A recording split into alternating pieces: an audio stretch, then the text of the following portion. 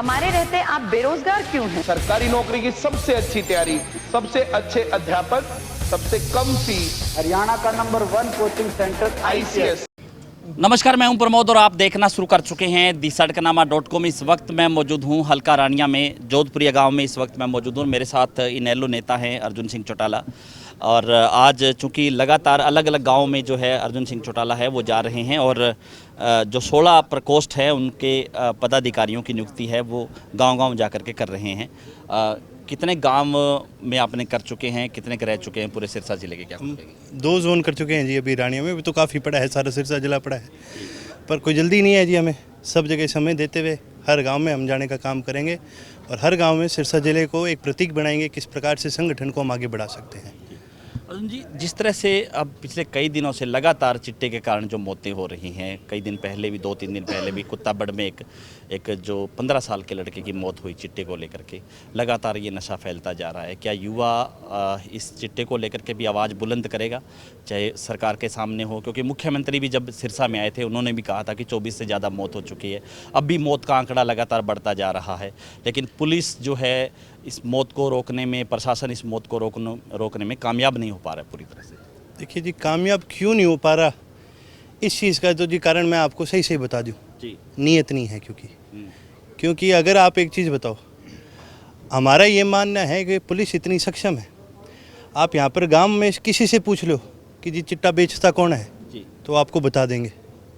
और जब उसको आप पकड़ोगे तो पुलिस इतना तो पूछ सकती है ना, तो लाया कहाँ से?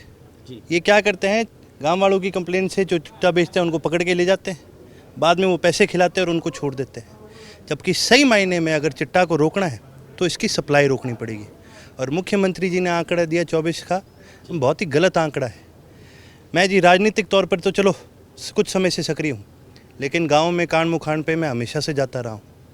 बड़ी दुख की बात है जी कि 24-24 साल का, 25-25 साल का, 15 साल को एक टाबर, 16 साल का, मतलब उम्र के कोई वो नहीं है, यंग जो है, और उनकी मौत कैसे होती है? सीधा हार्ट फेल। और ये बड़ी दुख की बात है कि ये आज से नहीं हो रहा, ये कम से कम 3-4 साल से ये लगातार बढ़ता जा रहा है। और इसकी रोक सिर्फ तभी लग सकती है मेरे जैसा या कोई राजनीतिक नेता आगे अगर ये कह जाए कि जी ये है बड़ा गलत है, तो ये तो सारी दुनिया को पता है ये गलत है।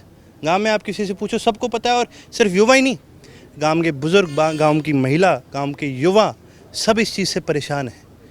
असली बात यहाँ पर आती है, क्या सरकार इनको रोकने के लिए कोई ठोस कदम उठाने का काम कर रही है कि नहीं? क्या सरकार जो इसकी नेटवर्क है जहाँ से ये आ रहा है, अब जाहिर सी बात है जी, अगर चिट्टे की सप्लाई भी हो रही है, कोई हाईवे से, कोई रोड से, कहीं से तो हो रही है, बॉर्डर तो पार करके आ रहा है, तो फिर क्या फ़ायदा उस सरकार का, क्या फ़ायदा उस पुलिस फोर्स का अगर वो इस चीज़ को रोक नहीं सकते?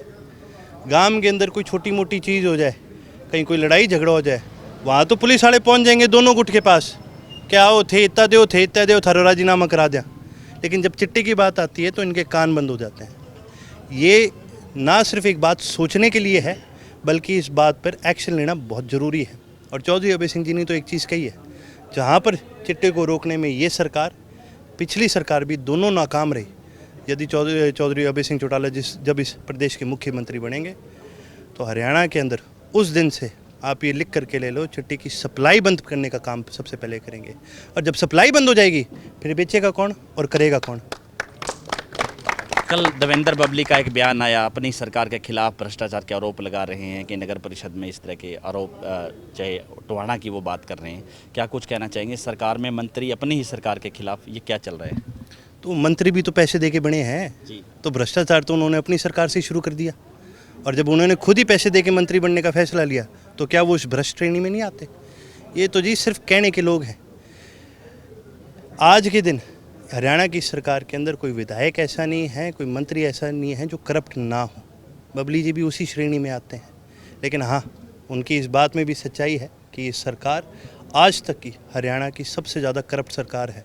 और मैं तो खुल करके कहता हूँ, ये 10 विधायकों की सरकार नहीं है, ये 10 विधायकों की पार्टी नहीं है जजपा, ये तो 10% की सरकार है।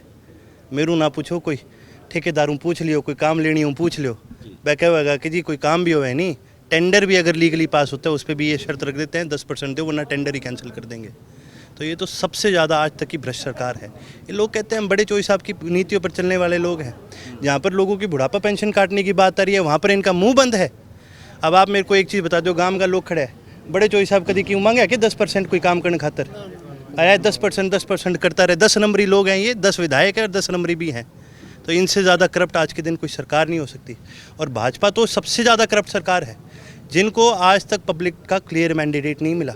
ये तो किसी और की सरकार बनती है, ईडी का दबाव मारते हैं और फिर उनको तोड़ने का काम करते हैं। हर तरह से ये ईडी का दुरुपयोग करने का काम करते हैं। और ये सिर्फ हरियाणा में ही नहीं, पूरे देश भर में किसी ने भी आज तक इस सरकार के खिलाफ आवाज़ उठाई है, ये उसको फंसाने का काम करते हैं। और यूपी जैसे प्रदेश में तो और भी बुरा हाल है। पत्रकार अगर कोई सरकार के खिलाफ आवाज़ उठाते हैं तो उन पर मुकदमे दर्ज करने का काम करते हैं। आप एक पत्रकार हैं, आप ये बताइए कि आपका फ़र्ज़ नहीं बनता, चाहे गलत हो चाहे सही हो, वो दोनों चीज़ आप रिपोर्ट करोगे। लेकिन जहाँ पर भी कोई पत्रकार रिपोर्टिंग करता है और अगर थोड़ा सा भी सरकार के खिलाफ चले जाता है तो उस पर भी केस करने का काम करते हैं। ये एक डरी हुई सरकार है, डरपोकों की सरकार है। अर्जुन, एक वीडियो दिग्विजय चौटाला की कई दिन से वायरल हो रही है, जिसमें वो कह रहे हैं कि चौटाला साहब जैसे प्रशासक नहीं हो सकते, उनकी राज में जो है अधिकारी है उन पे उनकी लगाम थी। लेकिन तो आप भी तो सरकार का हिस्सा, मतलब आपसे नहीं रखी जाती लगाम? फिर क्यों छोड़ के गई इस पार्टी को? फिर क्यों इस तोड़ने की कोशिश करी इस पार्टी को? अगर आप मानते हो कि वो बिल्कुल सही है और अगर आप मानते हो कि उनसे ज़्यादा बढ़िया पकड़ नहीं है अधिकारियों पे, तो आपके तो दादा हैं, माफ़ी मांगिए और आइए वापस। लेकिन ये सिर्फ बोलने के हैं, क्योंकि इनको भी पता है ये गलत अगर बोलेंगे तो लोग, जैसे पहले इनके वो खड़ाऊ वाले वो सिंबल नहीं होता था, तो लोग खड़ाऊ की माला पहना दिया करते थे। जब भी कुछ गलत बोल गए तो लोग अभी भी जूतों की माला ही पहनाएंगे इनको। तो अर्जुन, रानिया में एक्टिविटी आपकी ज़्यादा, लोग कह रहे हैं कि अगला चुनाव है अर्जुन रानिया से लड़ेंगे, क्या कुछ? ये तो अभी 2 साल पड़े हैं और इसमें फैसला तो जी पार्टी का है।